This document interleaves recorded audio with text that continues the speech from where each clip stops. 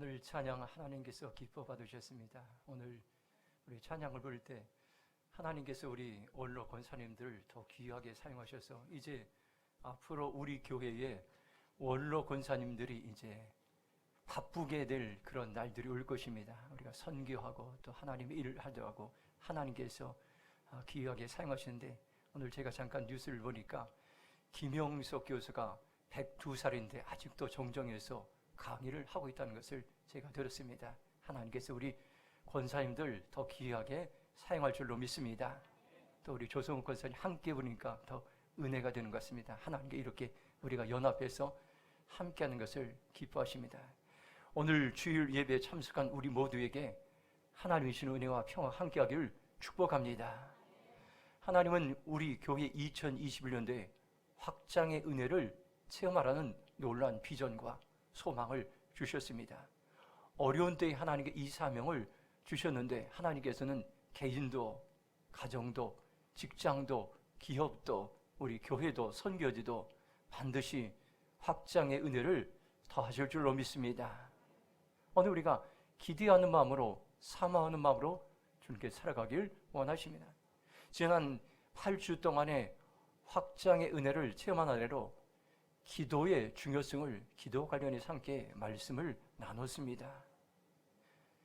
첫 번째로 기도로 세상을 품으라. 기도하면 승리합니다. 기도하면 재건됩니다. 기도로 위기를 극복하라. 기도하면은 회복됩니다. 그리고 이제 기도의 사람으로 살아가라. 기도로 고난을 돌파하라. 믿음의 기도를 확장하라는 그런 말씀으로 우리 함께 나눴습니다. 이제는 13주 동안에 하나님 우리에게 다시 한번 말씀으로 확장의 은혜를 체험하라는 우리에게 도전의 말씀입니다. 하나님께 이래 13주 동안 우리에게 말씀을 전할 때, 우리가 말씀을 들을 때에 하나님께서는 말씀을 통해서 하나님께서는 능력을 부어주시고 또 불을 더하시고 하나님의 말씀을 통해서 우리 안에 말씀이 부흥이 일어나게 될 것입니다. 오늘 저와 여러분들이 말씀 앞에 사모하며 갈급하며 목말라는 심정으로 나갈 때에 말씀이 얼마나 귀한가를 우리는 알게 될 것입니다. 누가복음 1장 41절 42절 보면 이렇게 말씀합니다.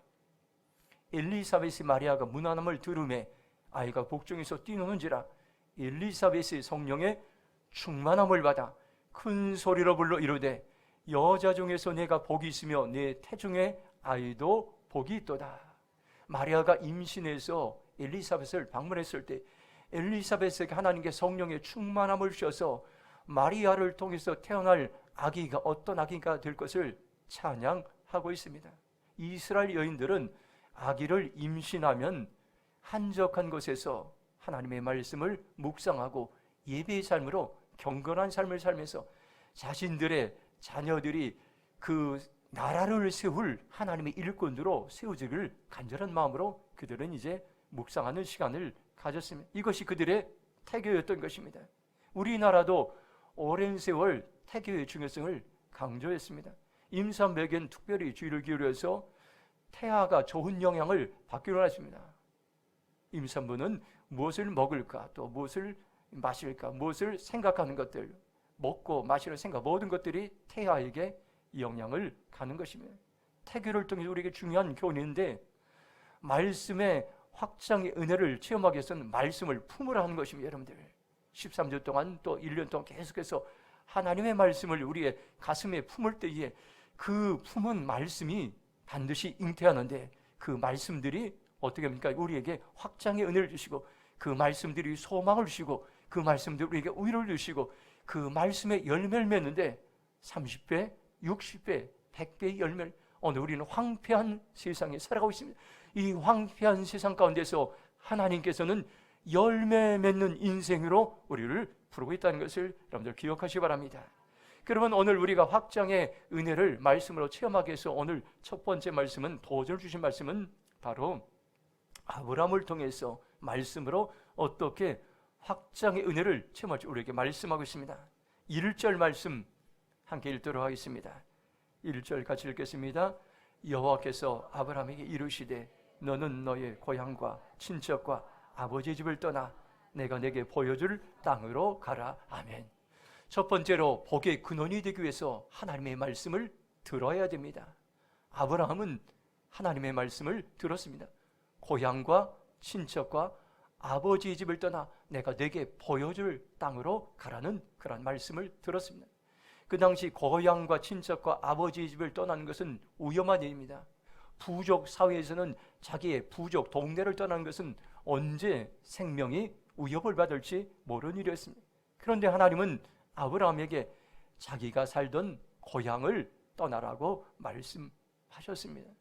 저도 2000년 7월 달에 제가 고향을 떠나서 인천의 소명교회로 부목사로 갈 때에 참 염려하고 두려운 마음들이 있었습니다. 서해안 고속도로를 타고 이제 짐을 싣고 인천으로 갈 때에 내가 과연 인천에 잘 적용할 수 있을까?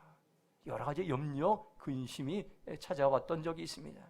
이처럼 여러분들 자기의 고향 살던 지역을 떠날 때는 염려와 근심과 두려움이 찾아. 그런데 오늘 여기 말씀 1절은 명령의 말씀입니다. 하나님께서 고향과 친척과 아버지 집을 떠나라고 명령하셨던 것입니다. 이 명령의 말씀에는 하나님께서 이 명령의 말씀을 듣고 순종하면은 그 삶을 책임져 주신다는 하나님의 놀라운 약속의 말씀들이 있습니다. 성경엔 두 가지 기둥이 있습니다. 성경 전체를 볼 때에 명령의 말씀과 약속의 말씀들입니다. 하나님은 우리에게 명령의 말씀을 주실 때는 그 명령의 말씀에 순종하기를 원하십니다. 명령의 말씀은 다른 사람들이 대신할 수가 없습니다. 부모와 가족들이 대신할 수, 내가 그 명령의 말씀에 순종으로 반응하는 것입니다. 성경에는 서론과 본론과 결론의 말씀들이 있습니다. 창세기 1장부터 11장까지는 성경의 서론과도 같습니다. 창조에 관한 말씀입니다. 그리고 창세기 12장부터 유다서까지는 성경의 본론인데 창세기 12장이 굉장히 중요한 말씀이에요. 성경의 본론이 시작되는데 이것은 뼈대와 같은 성경의 기둥과 같은 말씀인데 그 중에서도 가장 중요한 말씀이 창세기 12장 1절에서 3절의 말씀입니다. 아브라함을 부르시고 복을 주시어 그 복을 모든 민족을 축복하는 것이 성경의 중심이. 이것들이 계속해서 창세기 이후에 성경의 모든 말씀과 핵심은 바로 우리에게 복을 주시고 그 복을 모든 사람들에게 전하길 원하는 하나님의 마음이 있습니다. 하나님은 지금도 우리에게 구체적으로 말씀하고 있습니다. 고향도 떠나고 친척도 떠나고 아버지 집도 떠나고 말씀하시. 이 말씀 뭡니까요? 하나님만 의지하라는 것입니다. 그리고 하나님의 말씀만 의지하라는 그런 말씀입니다. 그럴 때 하나님께서는 크고 놀라운 일들을 보여주신다고 말씀하셨습니다. 그리고 여기 뭐라고 가라고 말씀하셨습니다. 내가 내게 보여줄 땅으로 가라고 말씀하고 있습니다. 2절 3절 우리 말씀 한번 같이 읽도록 하겠습니다. 같이 읽겠습니다. 내가 너로 큰 민족을 이루고 내게 복을 주어 네 이름을 창대하게 하리니 너는 복이 될지라. 너를 축복하는 자에게는 내가 복을 내리고 너를 저주하는 자에게는 내가 저주하리니 땅의 모든 족속이 너로 말미암아 복을 얻을 것이라 하신지라. 아멘. 2절 3절의 말씀은 약속의 말씀의 핵심입니다. 내가 너로 큰 민족을 이루겠다. 내가 내게 복을 주겠다. 내가 네 이름을 창대하겠다. 땅의 모든 민족이 너를 통해 복을 받을 것의 말씀이 있습니다. 이 약속의 말씀 크게 두 가지로 정리할 수 있습니다. 첫 번째, 내가 너희에게 복을 주리라. 이렇게 말씀합니다.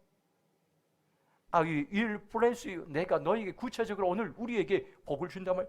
또 하나는 내가 너를 통하여 땅의 모든 족속이 복을 받게 하리라. 이렇게 말씀. 이 말씀은 I will bless the nation through you. 너를 통하여 모든 열방을 복을 받게 하시라 말씀하겠습니다.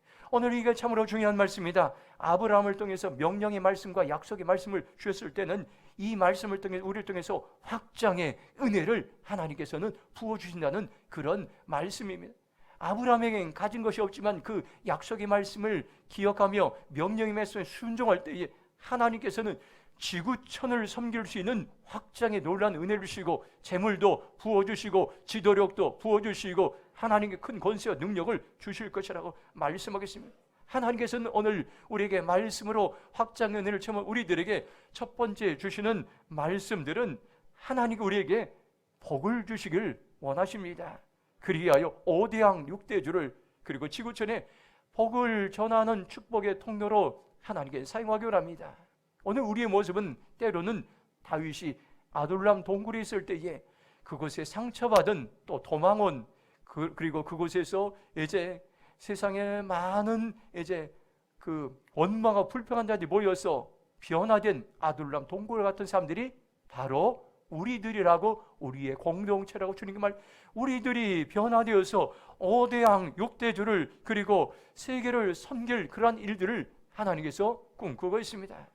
우리에게 복을 주셔서 지역을 섬기고 나라를 세우고 지구촌을 섬기는 그러한 일들을 하나님께서 꿈꾸고 있습니다. 얼마나 여러분들 놀라운 약속의 말씀입니까? 굉장한 약속의 말씀입니다. 엄청난 약속의 말씀입니다. 이 약속의 말씀들을 내 것으로, 우리의 것으로 취하시기 바랍니다. 시편 2편 8절 보면 분명한 말씀, 내게 구하라. 내가 이 이방 나라를 내 유업으로 주리니 내 소유가 땅 끝까지 이루리라, 이렇게 말씀하고 있습니다. 현대인의 성경으로 보면 나에게 구하라.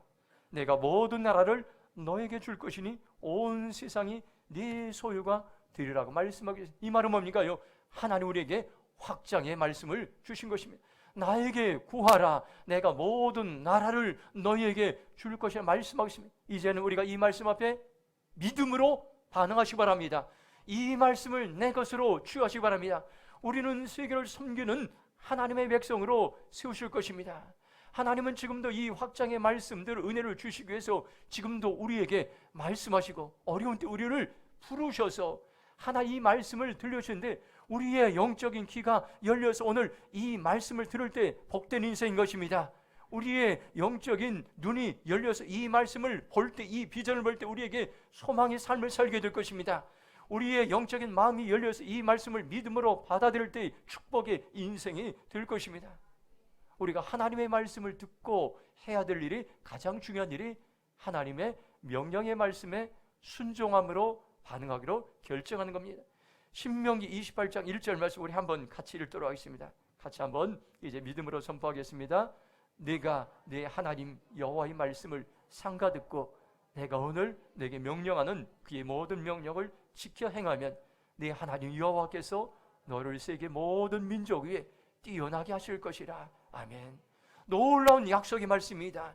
이것은 명령의 말씀과 약속의 말씀인데 하나님께서 이 말씀을 이루기시 위해서 지금도 우리를 예배하고 있습니다. 여러분들, 우리가 이제 계속해서 어떤 사람은 40년, 50년, 60년 인생, 김영석 교수는 102살에 계속해서 이제 강연하고 그런 모습을, 우리가 이제 수십 년 동안 살아갈 때 여러분들 이 말씀을 한번 실험해 보시기 바랍니다. 내가 지금 50이 되고 60이 되어도 다시 한번 이 말씀 앞에 내가 순종을 반응할 때 반드시 하나님께서는 여러분을 높여주셔서 세계의 모든 민족 앞에 뛰어난 사람, 뛰어난 가정, 뛰어난 교회, 뛰어난 민족으로 우리를 하나님께서는 반드시 사용하실 것입니다.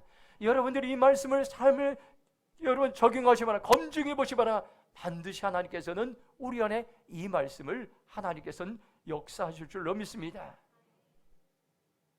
오늘 여기 삼가 듣고 이 말을 현대의 성경에서는 여호와께 순종하고 이렇게 번역하고 있습니다. 참 놀라운 말씀입니다. 그런데 모든 명령을 지켜 행하면, 모든 명령을 지켜 순종하면 성경에 나오는 모든 것들을 단순하게 하나님께서 나에게 주신 말씀으로 지켜 행하면, 그리하면은 하나님께서 여러분을 높여주시고 여러분의 인생을 책임지시고 어디까지 세계 지구촌을 섬길 수 있는 그러한 삶으로 우리를 바꿔주신다고 말씀하고, 이것은 우리의 힘으로도 안 됩니다. 이것은 우리의 지혜로도 안 됩니다. 이것은 우리의 능력으로 안 됩니다. 그것을 뛰어넘어서 하나님께서 이 일들을 이루시기로 결정했습니다. 그러면 오늘 우리가 해야 될 일이 있습니다. 현대의 성경으로 이 말씀을 보면 여호와께서 여러분을 세계에서 가장 뛰어난 민족이 되게 하실 것입니다. 이렇게 번역하고 있습니다. 이 말씀에 주님 제가 그렇게 살겠습니다. 아멘으로 반응하시길 바랍니다. 성경에 나오는 순종의 사람들이 많이 있습니다. 나만 장군은 순종의 사람이었습니다. 그는 이방의 유명한 장군이었습니다. 그럼에도 불구하고 엘리사의 이제 조그만 종이었던 사환이 그에게 가서 요단강에 가서 몸을 7번 씻으라고 그렇게 권면하자 그는 이제 요단강에 가서 몸을 7번 담그고 문둥병에서 나음을 받게 되었습니다. 예수님은 베드로에게 순종을 요구하셨습니다. 그가 밤이 새도록 이제 그물을 던졌지만 한 마리도 잡지 못했을 예수님께서는 깊은 데로 가서 그물을 던져 그 깊은 것은 상식적으로 고기가 나오지 않는 것입니다. 그럼에도 불구하고 그는 예수님의 말씀에 전적으로 순종했을 때에 그물이 찢어질 정도로 고기를 잡았다고 말씀하고 있습니다. 하나님은 여호수아에게도 순종을 요구하셨습니다. 하나님이 이제 말씀으로 이제 어떻게 했습니까? 매일 여리고성을 한 바퀴씩 돌고 마지막 날에는 7번 돌라. 이것은 터무니없는 상식 이하의 그러한 이제 말씀이었습니다. 어떻게 난공불락에 여러분들 그 성벽이 여리고성을 이스라엘 백성이 돈다고 무너지. 그런데 여리고와 이스라엘 백성들은 단순하게 순종했습니다. 그럴 때에 기적이 역사가 일어나고 여리고성이 무너지는 놀라운 일들이 일어나게 했습니다. 하나님은 지금도 우리에게 여러분들 말씀하신 그 말씀 앞에 순종한데 모든 명령을 지켜 행하면 하나님께서는 뛰어나게 하실 것이라 말씀하고 있습니다. 제가 수요일 아침에 정정균 집사님이 운영하는 고물상을 성도님들과 함께 찾아간 적이 있습니다. 전날에 제가 이제 신문을 돌리러 그 가게 왔을 때에 그 이제 폐지를 줍는 할아버지 할머니들이 생각났습니다. 그래서 우리 교회에 있던 마스크들을 이제 그분들에게 전달해 줬으면 좋겠다는 생각이 들어서 몇몇 성도들과 함께 새벽 기도를 마치고 그 다음날 바로 가서 마스크를 전달하게 되었습니다. 그때에 우리 정정규 집사님이 기뻐하고 또 그들에게 마스크를 전달하고 차를 대접했을 때에 그들이 기뻐하는 그런 모습을 통해 하나님께서 이것을 통해서 기뻐하시는구나, 하나님의 마음을 시원케 해드리는 그러한 새벽이 되었습니다. 순종은 어떻게 되요? 순종의 3대 원리가 있습니다. 즉시 기쁘게 온전하게 순종하는 것이, 하나님이 말씀하시면 즉시 순종하는 것입니다. 하나님이 말씀하시면 기쁘게 순종하는 것입니다. 하나님이 말씀하시면 온전하게 순종하는 것. 그러면 하나님께 우리의 삶을 책임져 주십니다. 하나님은 지금도 우리에게 말씀하시는 하나님이십니다. 우리에게도 말씀하시고 나에게도 말씀하시고 지금도 우리에게 말씀하십니다. 무엇을 말씀하기로 합니까? 나를 통하여, 우리의 공동체를 통하여 확장의 은혜를 부어주신다고 말씀하겠습니다. 나의 필요한 것들을 공급하여 주신다고 말씀하겠습니다. 그리고 모든 사람들에게 축복과 통로가 되어서 그들에게 나누어 주라고 하나님은 말씀하십니다. 우리가 다른 사람들에게 나눠줄 때 나에게 더 많은 것들로 하나님께 채우시고 내가 줄 때 하나님은 더 주신다고 우리에게 약속하시고 말씀하셨습니다. 이 시간은 하나님께 질문하고 싶기 바랍니다. 나를 통하여 복이 흘러갈 자가 누구입니까? 그 사람을 알게 달라. 하나님은 나를 복의 근원으로 부르셨습니다. 여러분들 더 이상 자신을 작게 여기지 마시기 바랍니다. 나는 작습니다, 나는 없습니다, 그렇게 말하지 마시기 바랍니다. 우리는 하나님이 보내신 복의 근원입니다. 세계 지구촌을 섬기는 축복의 통로인 것입니다. 복의 근원이 되기 위해서 하나님의 말씀을 듣는 것이 참으로 중요합니다. 이 시간 여러분들 결단하시기 바랍니다. 내가 하나님의 말씀에 귀를 기울이고 살아가겠습니다. 하나님의 명령의 말씀에 순종하는 삶을 살겠습니다. 하나님이 주신 약속의 말씀을 듣고 신뢰하는 삶을 살겠습니다. 결단하는 저와 여러분의 삶이 되길 주님의 이름으로 축복합니다. 두 번째, 한번 4절 말씀 같이 읽도록 하겠습니다. 함께 읽겠습니다. 이에 아브라함이 여호와의 말씀을 따라갔고 롯도 그와 함께 갔으며 아브라함이 하란을 떠날 때 75세였더라. 아멘. 두 번째로 복의 근원이 되기 위해서 말씀을 따라 살아야 됩니다. 아브라함은 하나님께 말씀하신 대로 길을 떠났는데 롯도 그와 함께 떠났습니다. 아브라함이 하란을 떠날 때 그의 나이가 75세였다고 성경은 말씀하고 있습니다. 여호와의 말씀을 따라갔고 이 말씀을 세번역 성경에서는 말씀하신 대로 길을 떠났다 이렇게 번역하고 있습니다. 현대인의 성경에서는 지시하신 대로 이렇게 번역하고 있습니다. 아브라함은 약속의 말씀을 따라갔는데 말씀을 따라서 길을 떠났고 지시하신 대로 길을 떠났습니다. 창세기 전체를 보는 눈이 4절 말씀을 통해서 우리에게 말씀하겠습니다. 하나님께 쓰임받았던 사람들의 한결같은 그러한 공통점이 있는데 약속의 말씀을 따라 살았습니다. 약속의 말씀이 언제 이루어집니까요? 약속의 말씀을 따라갈 때 그 말씀이 이루어집니다. 창세기 13장 10절 보면 이렇게 말씀합니다. 이에 롯이 눈을 들어 요단 지역을 바라본 적 소할까지 온 땅의 물이 넉넉하니 여호와께서 소돔과 고모라를 멸하시기 직전이었으므로 여호와의 동산 같고 애굽 땅과 같았더라. 이 말씀 우리가 잘 아는 말씀입니다. 롯과 아브라함은 가축들이 너무 많아져서 이제는 서로 함께 살 수가 없었습니다. 아브라함은 조카 롯에게 먼저 선택권을 줬습니다. 그런데 롯은 어떻게 선택했습니까요? 세상 사람들의 기준으로 유행 따라 자기가 살 땅을 선택했습니다. 이것은 문명의 도시인가? 이것은 주거시설이 편리한가? 이것은 교통이 편리한가? 이것은 목축업을 하기 좋은 땅인가? 그런데 여러분들, 그가 선택했던 땅은 앞으로 멸망받을 소돔과 고모라 땅이었습니다. 창세기 13장 13절 보면 소돔 사람은 여호와 앞에 악하며 큰 죄인이었다라 이렇게 말씀하고 있습니다. 롯은 말씀 따라 살지 않고 자신의 생각과 세상의 유행을 따라 선택할 때 13절의 말씀을 보지 못하고 악한 도시를 보지 못했던 것입니다. 창세기 12장을 보면 아브라함에게도 말씀 따라 전심으로 살아갔을 때가 있었으며 또한 기근이 찾아왔을 때에 말씀 따라 살지 못하는 실수가 있었습니다. 창세기 12장 10절 보면 이렇게 말씀합니다. 그 땅에 기근이 들었으므로 아브라함이 애굽에 거류하고 그리로 내려갔으니 이는 그 땅에 기근이 심하였음이라. 아브라함은 가나안 땅에 기근이 찾아오자 이제까지 약속의 말씀을 따라갔던 그 삶을 버리고 약속의 말씀을 저버리고 기근이 없는 애굽 땅으로 피난했어요. 그리고 그곳에서 자기 안전을 위해서 자기 아내를 누이라고 소개해두고 가정이 파탄이 날 지경에 위기가 찾아오게 됩니다.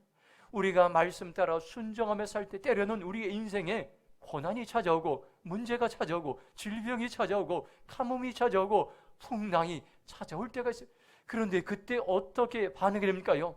아브라함의 실수를 오늘 우리는 중요한 영적인 교훈으로 삼아야 될 것입니다. 하나님의 말씀을 무시하고 환경 따라 살아가면 더 큰 어려움이 우리에게 찾아옵니다.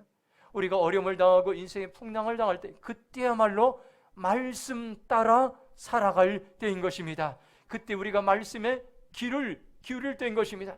그때야말로 환경에 반하는 것이 아니라 감정에 반응하는 것이 아니라 눈에 보이는 대로 반응하는 것이 아니라 귀에 들리는 대로 반응하는 것이 아니라 하나님이 내게 무엇라고 말씀하시는지 말씀에 반응할 때인 것입니다. 지금 우리나라는 코로나 바이러스로 어려움을 당하고 있습니다. 나라 경제가 바닥을 치고 있습니다. 세상의 지도자들은 갈 길을 바르게 제시하지 못하고 있습니다.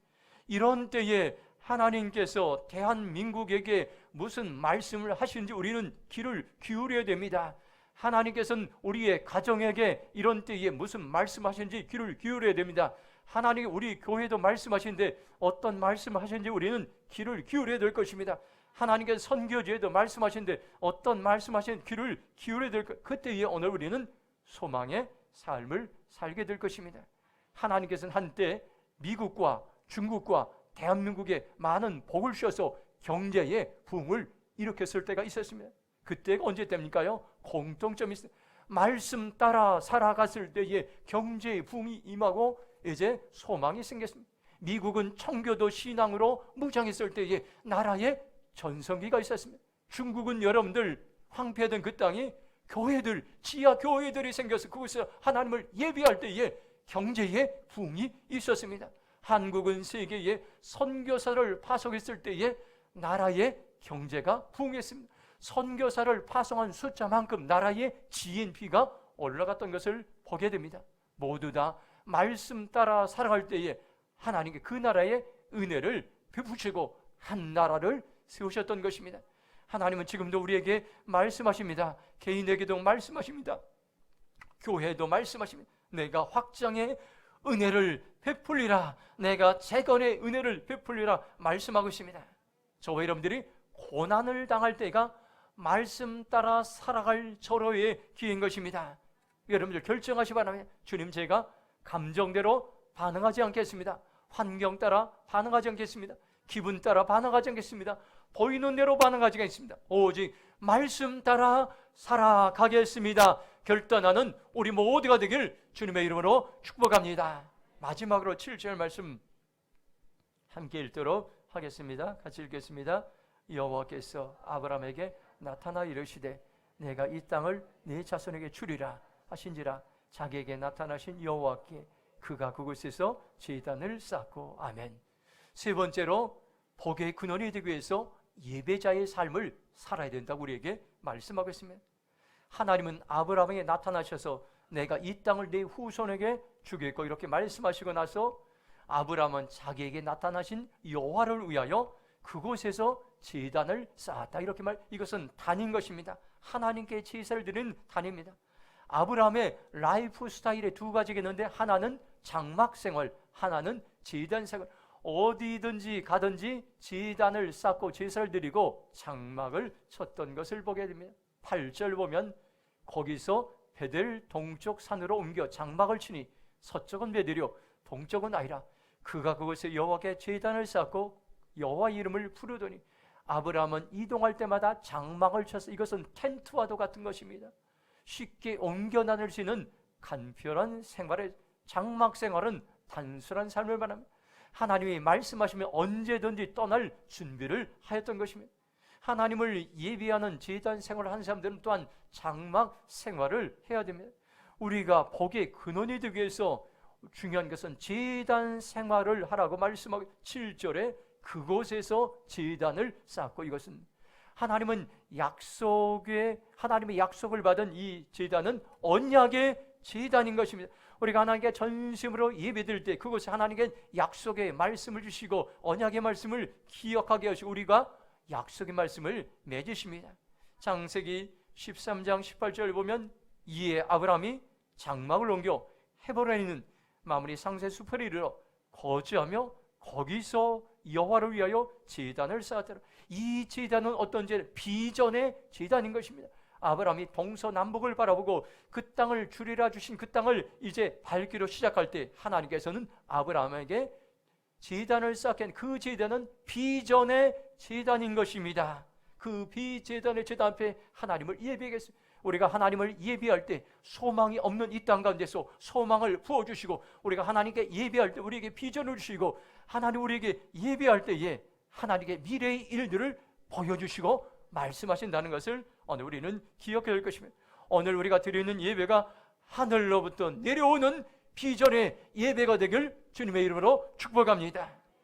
오늘 우리가 복의 근원이 되기 위해서 어떻게 살아갑니까요? 제단 중심의 삶을 살아. 제단이란 무엇입니까요? 교회 중심, 예배 중심, 말씀 중심, 기도 중심의 삶을 말합니다. 신명기 16장 2절 보면 놀라운 말씀이 있습니다. 여호와께서 자기의 이름을 두시려고 택하신 곳에서 소와 양으로 내 하나님 여호와께 유월절 제사를 드리되. 하나님은 이스라엘 백성들에게 유월절 제사를 어느 곳에서 드려야 되는지 분명하게 말씀하셨습니다. 택하신 곳에서 드리라고 말씀합니다. 앞으로 약속의 땅 가나안 땅에 들어가서 하나님께서 지정하신 택하신 장소에 가서 반드시 유월절 제사를 드리라고 말씀하고 있습니다. 정해진 장소를 하나님 말씀합니다. 오늘날 우리는 코로나 바이러스 시대를 살아가고 있습니다. 오늘날 많은 사람들은 예배하는 장소를 소중하게 여기지 않고 있습니다. 굳이 교회에 가서 예배를 드려야 되는가? 가족끼리 편안하고 안전하게 우리가 집에서 예배를 드려도 되지 않을까 이렇게 생각합니다. 1년 동안 우리가 이제 비대면 많은 예배를 사람들이 드리면서 예배의 소중함을 수많은 사람들이 잃어버리게 되고 신앙이 해이해지고 있습니다. 물론 여러분들 나라에서 코로나 바이러스 단계별로 여러분들 예배 인원을 제정할 때 우리는 그것을 따라야 됩니다. 그러나 대면 예배를 드릴 수 있을 때에는 우리가 여러분들 나와서 예배를 드려야 됩니다. 우리가 대면 예배를 드릴 수 있음을 불구하고 여전히 집에서 예배를 드리기 원한다면 자기 생각과 자기의 고집인 것입니다. 우리 교회는 이제 좌석수 20%까지 예배를 드릴 때 70명까지 예배를 드릴 수가 있습니다. 특별히 이제 이유가 없는 한 교회에 나와서 예배를 드리시기 바랍니다. 우리가 비대면으로 집에서 예배를 드리면 그 효과는 20-30%밖에 안 됩니다. 70%의 그 놀라운 하나님의 임재 능력을 우리는 잃어버리고 살아갈 수밖에 없습니다. 신명기 16장 6절 말씀 보면 이렇게 말씀합니다. 오직 내 하나님 여호와께서 자기의 이름을 두시려고 택하신 곳에서 네가 애굽에서 나오던 시각 곧 초저녁 해질 때 유월절 제물을 드리고, 여기서도 동일하게 오직 택하신 곳에서 드리라 강조하고 있습니다. 하나님은 장소를 소중하게 여기십니다. 예배하는 장소는 사람의 손에 달려있는 것이 아니라 하나님의 뜻에 있습니다. 나의 뜻이 있지 않습니다. 결정권이 나에게 있지 않습니다. 마태복음 16장 18절 보면 이렇게 말씀합니다. 또 내가 내게 이르노니 너는 베드로라. 내가 반석에 내 교회를 세우리니 음부의 권세가 이기지 못하리라 말씀하고 있습니다. 예수님은 베드로에게 내가 이 교회를 세운다고 선포하셨습니다. 여기서 교회는 에클레시아라는 그런 말입니다. 모이다, 회중을 뜻하는 그런 말입니다. 교회의 중심은 회중들이 모여서 예배할 때 교회의 기능들을 감당할 수, 이것이 가장 기본인 것입니다. 예수님을 예배하기 위해서 우리는 교회로 모이는 것입니다. 제가 몇 년 전에 터키의 성지순례 여행을 다녀온 적이 있습니다. 인상적인 것은 지하 동굴을 방문했습니다. 초대교회 성도들이 로마 교회, 이제 로마의 박해를 피해서 지하 동굴에서 예배를 드는데, 갑바도기아 지하 동굴은 거기가 이제 지하 20층입니다. 지하 20층. 쉽게 말하면 80m 밑으로 지하 이제 굴을 파게 됐습니다. 그런데 거기에서 20만 명이 살았습니다. 그리고 그들은 그곳에서, 그 불편한 그곳에서 하나님을 예배하며 평생 동안 그들이 그곳에서 지내고 먹고 지내고 살다가 그 지하 동굴에서 죽게 된 수많은 사람들이, 왜 그렇습니까요? 그들이 하나님께 예배 드리기 위해서 그들은 그 어려운 장소를 선택했던 것입니다. 핍박자라는 책이 있습니다. 구소련 시절 KGB 비밀 경찰들이 이제 소련에서 비밀리에 예배 드리는 사람들을 찾아가서 그들을 핍박하고 때리고 몽둥이로 때리고 그들을 힘들게 했습니다. 한 여인은 비밀 경찰로부터 예배를 드리다가 죽기 직전까지 몽둥이로 매를 맞았습니다.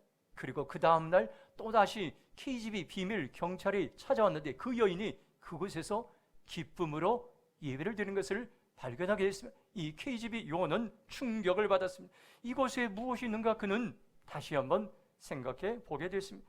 마태복음 18장 20절 말씀을 보면 이렇게 말씀합니다. 두세 사람이 내 이름으로 모인 곳에는 나도 그들 중에 있느니라 말씀하고 있습니다. 예수님은 두세 사람이 모여서 하나님께서 말씀한 그곳에서 예배를 드릴 때에 그것을 기뻐하십니다. 우리의 신앙의 자유가 커지고 우리는 여러분들 잘 살면 잘 살수록 신앙의 열정이 식어집니다. 예배가 식어집니다. 그리고 신앙의 자유가 작아지면 핍박이 찾아오면 다시 한번 열정이 커지고 예배가 뜨거워지는 것을 보게 됩니다. 왜 사도 바울이 복음을 전한 터키가 이슬람화되었습니까? 그것에 수많은 이제 교회들이 세워졌는데 왜 그 터키가 황폐화됐습니까요? 너무 신앙이 느슨해져서 예배가 무너졌던 것입니다. 그리고 그곳에 기독교가 무너졌던 것입니다. 오늘 우리는 코로나 바이러스 시대가 면서 어떻게 예배를 드릴까?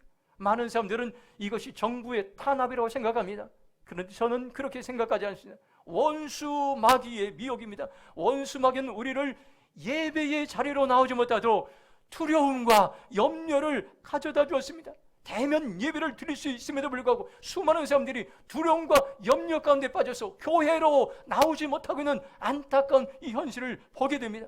하나님은 지금도 예배하는 사람들을 찾고 계십니다. 우리가 불편하다라 두려움이 찾아오다라 택하신 그곳에서 예배 드리라고 주님께서 말씀하고 있습니다. 하나님께 이곳에 42년 전에 피로 하나님께서는 예배당을 세우셨습니다. 이곳에서 수많은 사람들이 이 예배당을 건축하기 위해서, 그리고 이곳에서 이제 예배를 드리는 수많은 사람들이 눈물이 있는 것입니다. 하나님께서는 이곳에 다시 한번 어려울 때에 하나님의 백성들이 나와서 예배를 드리며 소망의 삶을 살며 다시 한번 우리가 결단하며 하나님 우리가 세계 열방을 5대양 6대를 섬기는 그러한 교회로 거듭나길 원합니다. 그렇게 결정하는 우리의 삶이 되길 주님께서 원하시고 있습니다. 하나님은 아브라함에게 복의 근원이 되기 위해서 제단을 쌓게 하셨던 것입니다. 예배자의 삶을 살게 하셨습니다. 주님, 제가 복의 근원이 되기에 예배자의 삶을 살겠습니다 결정하며 살아가기를 주님의 이름으로 축복합니다. 오늘 본문을 통하여 하나님께서 우리에게 확장의 은혜를, 말씀을 통해서 확장의 은혜를 살아가는 아브라함의 말씀을 통해 우리에게 말씀해 주었습니다. 아브라함은 하나님께서 너는 복의 근원이 되라는 말씀을 드렸습니다. 복의 근원이 되기 우리는 어떻게 합니까요? 하나님의 말씀을 들어야 됩니다. 듣는 것이 복의 근원의 출발점입니다. 그리고 복의 근원이 되기 위해서 하나님의 말씀을 따라 살아야 됩니다. 하나님의 말씀하신 대로, 지시하던 대로 사는 것입니다. 그리고 복의 근원이 되기 위해 예배자의 삶을 살아야 됩니다. 그것을 위해 오늘 대림평화교회를 하나님께서 세우셨습니다. 오늘 저와 여러분들 결단하시기 바랍니다. 오늘 말씀을 마음에 새기시기 바랍니다. 주님, 제가 복의 근원이 되기 위해서 하나님의 말씀을 듣는 삶을 살겠습니다. 말씀을 따라 사는 삶을 살겠습니다. 예배자의 삶을 살겠습니다. 결단하는 우리 모두가 되길 주님의 이름으로 축복합니다. 우리 한번 동성으로 기도했으면 좋겠습니다. 우리 있는 자리에서 한번 두 손을 들고 기도하면 좋겠습니다. 하나님께서 우리에게 복의 근원이 되라 말씀하겠습니다. 하나님께서 첫 번째로 오늘 우리에게 복의 근원이 되겠어 말씀을 듣는 삶을 살라, 말씀을 따라 사는 삶을 살라, 예배자의 삶을 살라고 말. 주님, 제가 그런 삶을 살기로 결정합니다. 주여, 저는 동서로 기도하겠습니다.